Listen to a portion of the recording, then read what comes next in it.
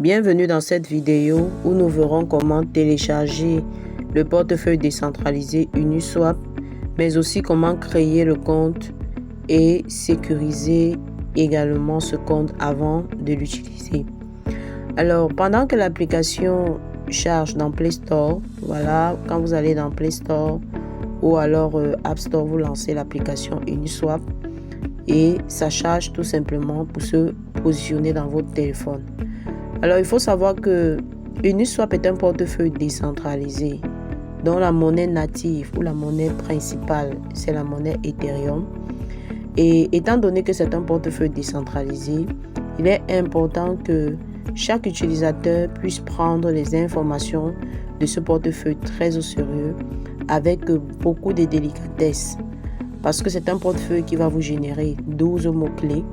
Et ces 12 mots que l'on appelle encore la phrase de récupération, vous devez être capable de conserver cette phrase de récupération en toute sécurité dans un milieu adéquat.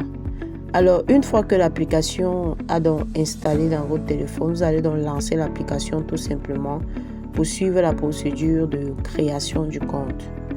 Alors, lorsque vous lancez l'application, vous aurez deux options qui se présenteront à vous.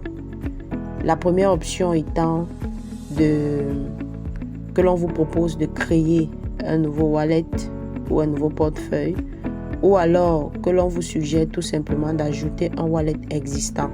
Alors pour ceux qui ont déjà un portefeuille Uniswap, vont cliquer simplement sur ajouter un portefeuille, un wallet existant. Mais dans le cas d'espèce, nous allons plutôt cliquer sur créer un wallet, parce que ce que nous voulons, c'est de générer un nouveau compte, puisque la personne qui verra cette vidéo forcément cherchera à comprendre comment avoir un compte Uniswap. Alors, une fois que vous avez donc cliqué sur créer un wallet, vous serez donc reconduit tout simplement sur une nouvelle phase où Uniswap va vous inviter à vous créer un nom d'utilisateur. Et il faut préciser que le nom d'utilisateur, c'est juste pour permettre de personnaliser votre compte. Sinon, vous pouvez également ignorer cette étape si vous ne voulez pas définir un nom d'utilisateur. Ok? Alors, si vous voulez donc ignorer, vous cliquez sur ignorer, tout simplement, et puis vous traversez cette étape.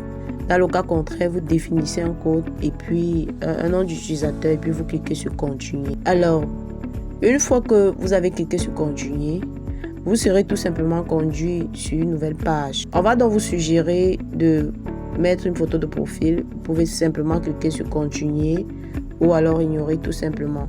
Alors à cette étape-ci, on va simplement vous demander d'activer les notifications push. En fait, vous voyez, il y a des portefeuilles que lorsque vous installez, quand il y a certaines variations sur le marché, vous recevez des alertes. Donc ici, vous pouvez activer si vous voulez recevoir des notifications.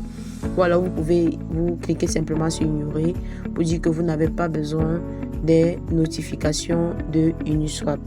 Alors, après cette étape, on va donc vous proposer de définir ou d'activer la biométrie. La biométrie, c'est un code, c'est l'empreinte digitale de votre téléphone, si vous avez l'empreinte digitale. Ceci, c'est une mesure de sécurité pour permettre véritablement que votre compte soit assez sécurisé, de sorte que nul ne puisse entrer dans ce portefeuille sans ces mesures de sécurité. Alors, soit vous cliquez donc et vous suivez la procédure pour mettre l'empreinte digitale, soit alors vous cliquez simplement sur ignorer pour accéder à la page suivante. Alors, bienvenue donc. Voilà, le portefeuille a été créé avec succès. Et une fois que le portefeuille est créé, vous avez donc accès à l'interface de Uniswap. Alors, est-ce qu'il est recommandé de commencer à utiliser directement un portefeuille lorsqu'il est créé? Je dirais non, parce qu'il est capital de mettre en place des mesures de sécurité.